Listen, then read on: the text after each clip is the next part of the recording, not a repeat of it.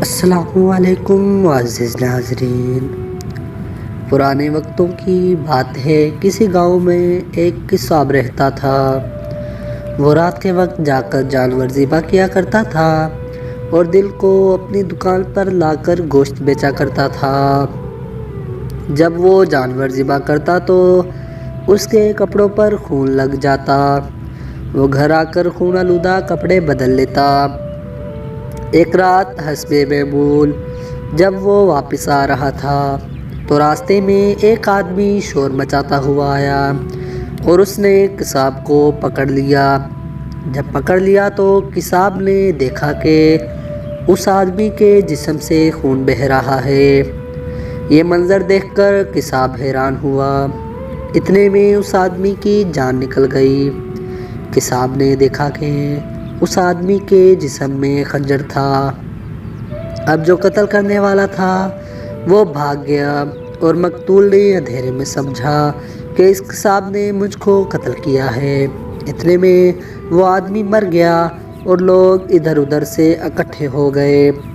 جب لوگوں نے اس قصاب کو اور مقتول کو دیکھا اور قصاب کے کپڑوں پہ خون لگا تھا، لوگوں نے قصاب کو قاتل سمجھ کر پکڑ لیا۔ تم نے اس شخص کو قتل کیا ہے، اور لوگ قصاب کو قاضی کے پاس لے گئے۔ قصاب پر مقدمہ چلا۔ قاضی نے مقتول کو دیکھا اور لوگوں کی گواہی سنی اور قصاب پر قصاص کا حکم دیا کہ جان کے بدلے جان۔ اس آدمی کو پھانسی دی جائے گی۔ پھانسی دینے کے لیے جب قصاب کو مجمع کے سامنے لایا گیا تو اس کی آنکھوں سے آنسو نکل رہے تھے۔ قصاب کو لانے والے سپاہی نے پوچھا کہ تم کیوں رو رہے ہو؟ کیا تمہیں اپنے جرم پر ندامت ہو رہی ہے؟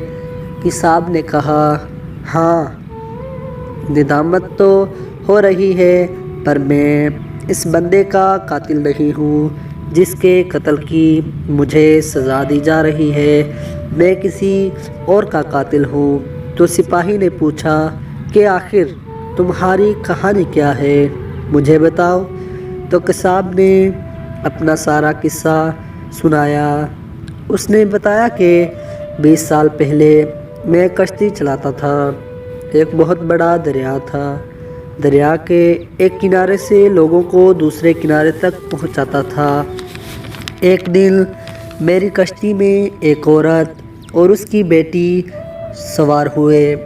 میں نے دیکھا لڑکی بہت خوبصورت تھی، چاند کا ٹکڑا تھی۔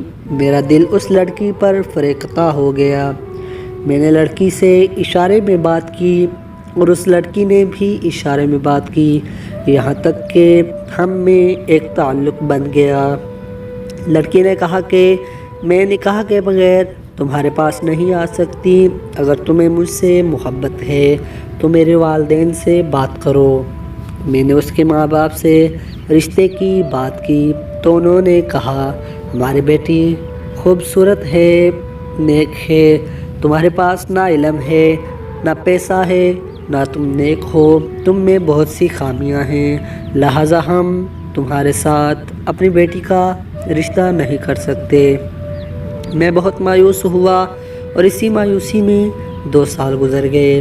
ایک دن میں کشتی چلا رہا تھا کہ ایک عورت میری کشتی میں سوار ہوئی۔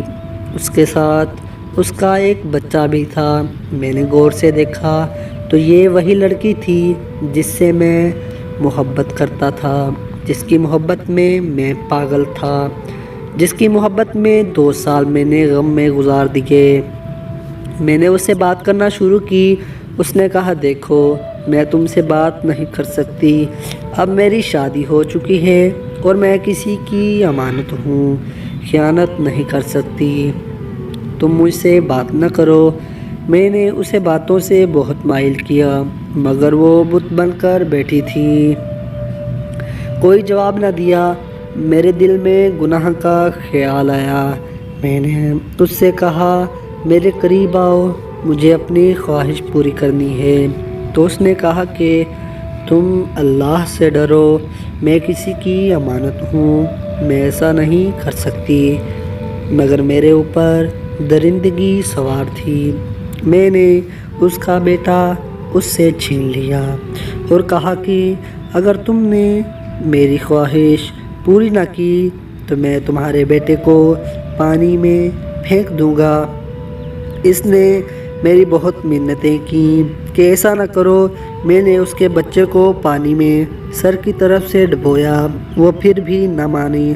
مجھے اللہ پاک اور رسول صلی اللہ تعالیٰ علیہ وآلہ وسلم کا واسطہ دیا، مگر میں نہ رکا۔ اتنی دیر میں اس کا بیٹا میرے ہاتھوں مر گیا۔ اب وہ عورت اکیلی ہو گئی تھی۔ میں نے اس سے کہا اب بھی وقت ہے، میری بات مان جاؤ۔ اس نے کہا تم جو مرضی کر لو، میں اللہ کا حکم نہیں توڑ سکتی، لیکن میرے اوپر درندگی کا بھوت سوار تھا۔ میں اپنے گناہ میں کامیاب ہو گیا، پر وہ عورت اپنے بچے کے لیے بہت روتی رہی۔ میں نے سوچا کہ باہر جا کر یہ مجھ پر اپنے بچے کے قتل کا مقدمہ کرے گی، میں پھانسی لگ جاؤں گا، کیوں نہ اس لڑکی کو بھی مار دوں۔